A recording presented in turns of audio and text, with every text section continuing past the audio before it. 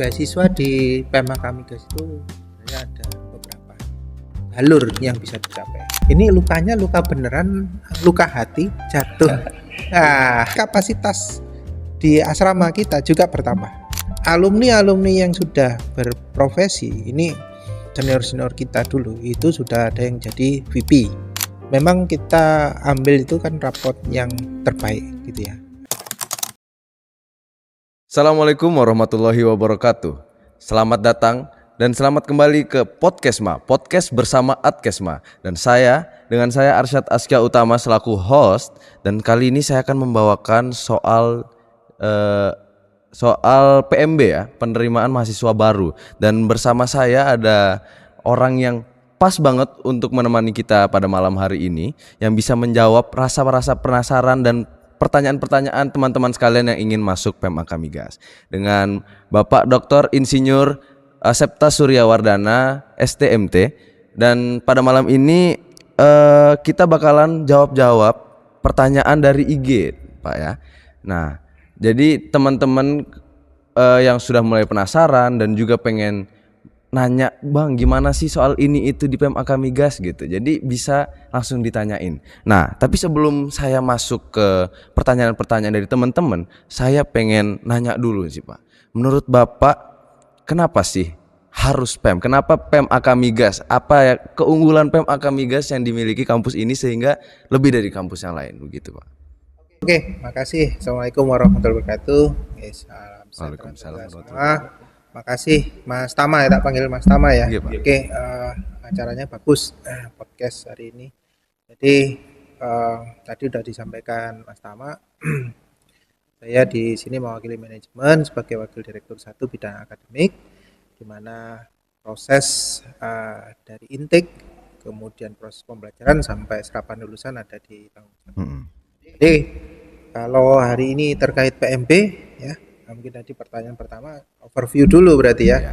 Tentu kenapa sih diambil PMK Migas atau kenapa PMK Migas? Tentu PMK Migas itu lahir tahun 1966 ya. Embrionya adalah embrio yang diciptakan dari BUMN kita, dari Pertamina, di mana ada program studi yang dari hulu sampai hilir. Mereka ciptakan itu ya. Nah, sekarang sudah bertransformasi jadi menjadi Politeknik Energi dan Mineral yang berada di Cepu di bawah Kementerian Energi dan Sumber Daya Mineral. Jadi ini merupakan jantung dari kawasan industri terkait migas, gitu ya. Oke.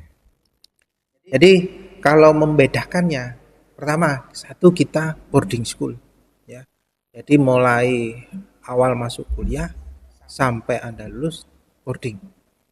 Yang kedua, kita punya fasilitas laboratorium yang sesuai dengan standar migas. Jadi mulai hulu eksplorasi, refinery di pengolahan kita punya peralatan-peralatan mutakhir, di instrumentasi, di mesin sampai di hilirnya, di logistik kita punya semua untuk sarpras. Nah, tentunya inilah yang menjadi keunggulan kita. Dan tahun 2025 terakhir kemarin semua program studi kita unggul ya terhadap lembaga akreditasi mandiri ya di bawah BANPT. Jadi kita itu adalah satu-satunya lembaga vokasi diploma 4 yang unggul. Nah, itu adalah bukti nyata bahwa kita siap untuk mendidik adik-adik atau masyarakat umum yang ingin mempunyai profesi di dunia. Itu Mas Tama. Oke. Jadi buat teman-teman yang masih bertanya-tanya, PMK Migas itu apa sih? PMK Migas itu apa sih? Jadi itulah overview dari Bapak Asepta ya. Dan kalau masih pengen tahu lebih dalam lagi, masuk dulu ke sini. Nah, jadi kita bisa langsung menuju ke pertanyaan pertama dari teman kita, dari Yuda_Jaya, Pak. Izin Pak, tips buat jawab soal TPA. Nah, ini buat teman-teman yang ada tes TPA pas mau masuk PMK Migas ya. Jadi Yuda ini pengen dapet tips nih Pak, gimana sih cara jawab TPA? Oke, TPA itu tes potensi akademik. Iya, tes potensi akademik. Sudah umum kita ketahui mungkin dari SMP, SMA gitu. Nggak ada bedanya. Jadi tes potensi akademik ini kita menggunakan pihak ketiga. Oke. Nah, kita nggak punya potensi untuk psikotes, ya kita gunakan perguruan tinggi yang memang sudah concern di sana. Nah, masalahnya TPA ini menjadi tolak ukur yang tinggi untuk masuk di PMAK Migas. Jadi kalau standar range TPA itu adalah di 200 sampai 800. Ini saya overview dulu ya. Pada kenyataannya di gelombang 1 kemarin ya, itu potensi tes potensi akademiknya sudah tinggi-tinggi dan merata. 500 ke atas. Saya punya passing grade 400, 450, nggak sampai di situ. Saya ambil di 500 sampai 750. Nah, gimana caranya tembus tadi? Belajar. Tentunya belajar dan mencoba berulang kali. Clue-nya apa? Ya, clue-nya adalah materi dari tes TPA tadi. Nggak usah banyak-banyak. Yang dikeluarkan adalah bidang-bidang terkait numerik. Numerik itu ya berhitung. Ya, yang berhitung, ya. Ya. Kemudian verbal, ya bahasa-bahasa yang sinonim dibolak-balik gitu ya. Kemudian yang terakhir adalah figural, ya gambar, ya gambar. Jadi gambar dibolak-balik atau gambar sketsa diputar-putar. Nah itulah mungkin itu bisa dipelajari lah secara online atau buku-buku yang sudah ada itu hampir sama polanya. Jadi bisa jadi sama atau punya pola yang sama. Oke. Insya Allah nanti bisa.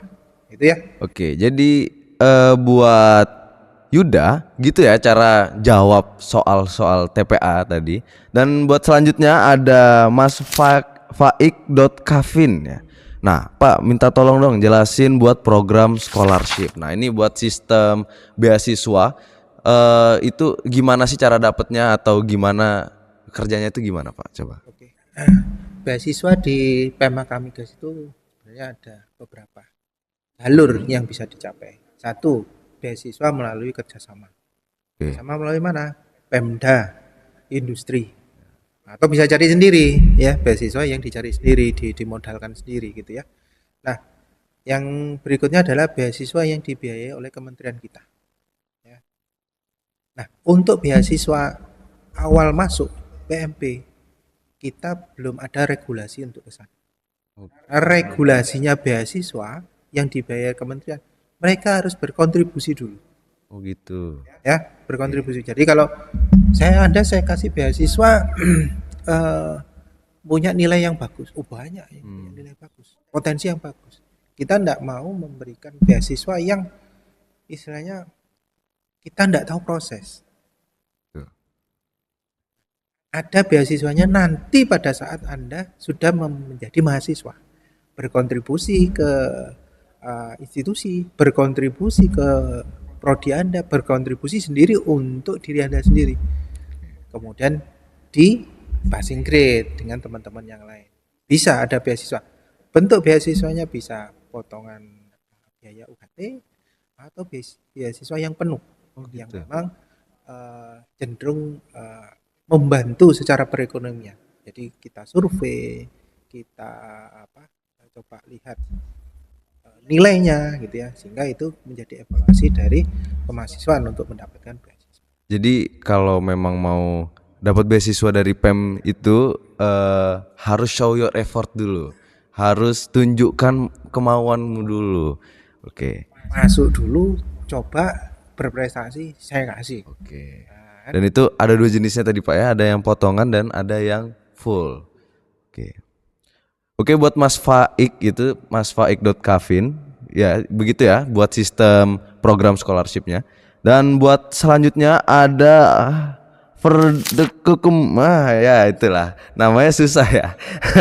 Kak, apakah di PMAK Migas boleh ada luka bekas jatuh? Nah ini buat teman-teman yang punya bekas luka itu buat masuk ke PEM itu sebenarnya ada nggak sih aturan yang secara spesifik nggak boleh ada bekas luka jatuh atau luka bakar itu sebenarnya gimana Pak? Ini lukanya luka beneran, luka hati jatuh. Nah, luka jatuh betulan kan ya, ini jangan dibawa dalam hati kan gitu ya. Jadi kalau luka jatuh memang secara prinsip kita harus berbadan sehat. Tapi tidak menutup kemungkinan gitu ya. Ada yang mungkin ada punya kekurangan ya.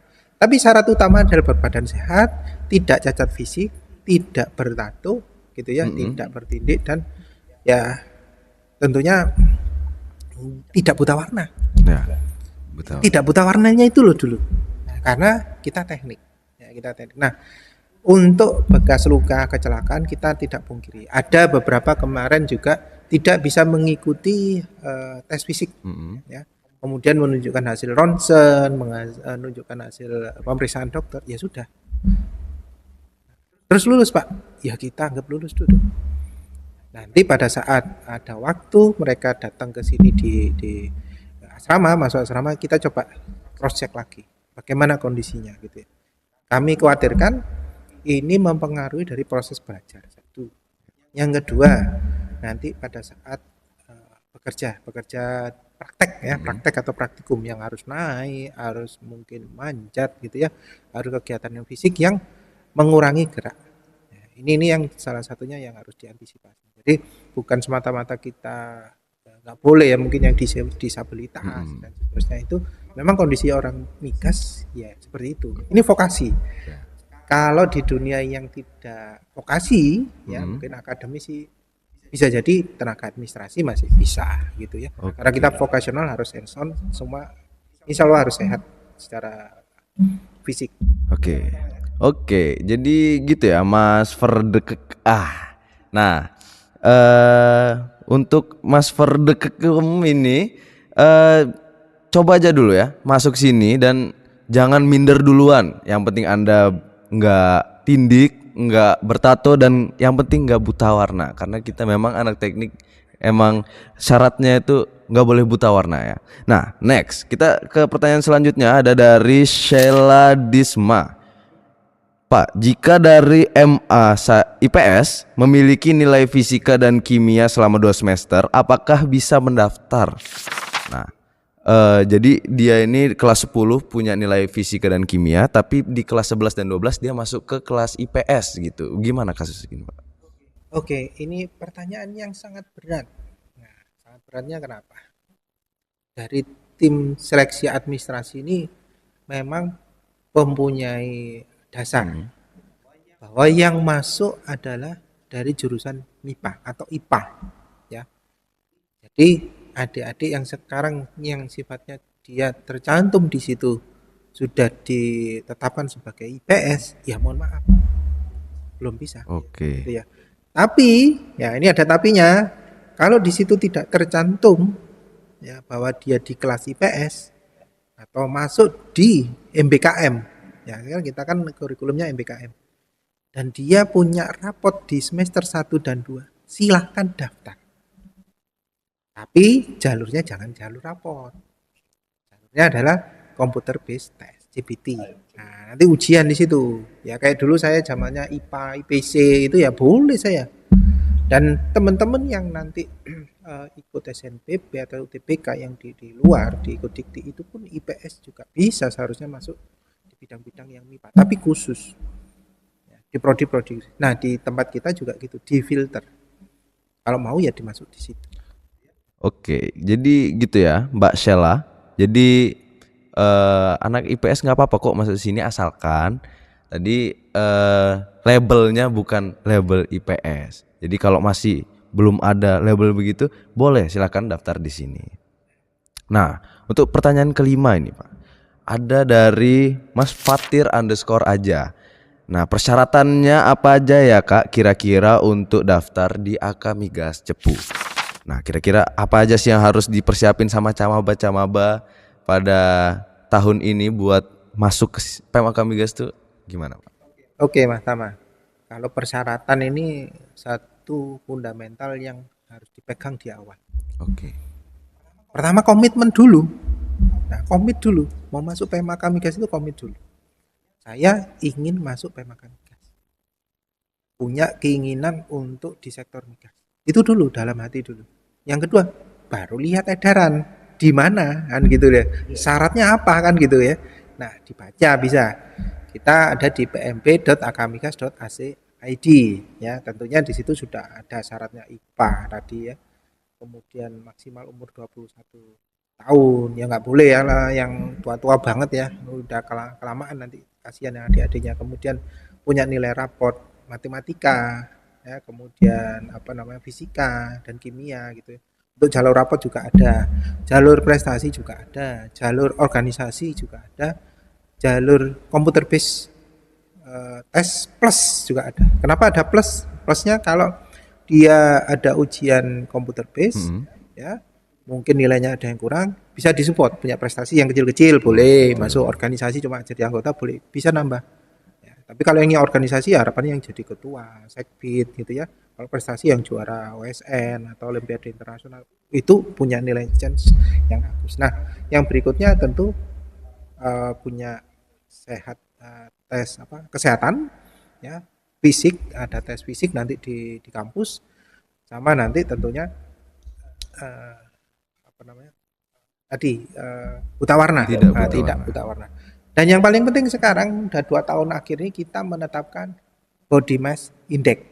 Nah ini BMI. Nah, kalau sekarang mungkin ada yang gemuk-gemuk oke lah, yang sekarang harus BMI. Kenapa? Karena nanti pada saat mencari kerja atau paling enggak paling gampangnya Anda cari baju lah ya, baju yang fit dengan coverall gitu ya susah kalau pas di lapangan. Ya itu ya nanti dibaca-baca lah di pmb.ac.id itu lengkap di situ. Kalau enggak nanti kita bisa masuk di grupnya teman-teman PMB itu bisa tanya Oke. sambil registrasi ya. Jadi buat teman-teman yang masih penasaran dan masih bertanya-tanya gitu, apa aja sih syarat-syarat masuk PMAK Migas, bisa langsung dicek di website PMAK Migas sendiri ya. Nah, sebenarnya masih banyak banget nih pertanyaan dari teman-teman, Pak. Tapi sepertinya kita akan sekiankan dan kita cukupkan dulu pertemuan podcast volume 2 part 1 ini dari sini, dan kalau rame kita lanjut part 2 ya teman-teman. Jadi mungkin sekian dari saya Arsyad Askia Utama selaku host. Wassalamualaikum warahmatullahi wabarakatuh. Waalaikumsalam.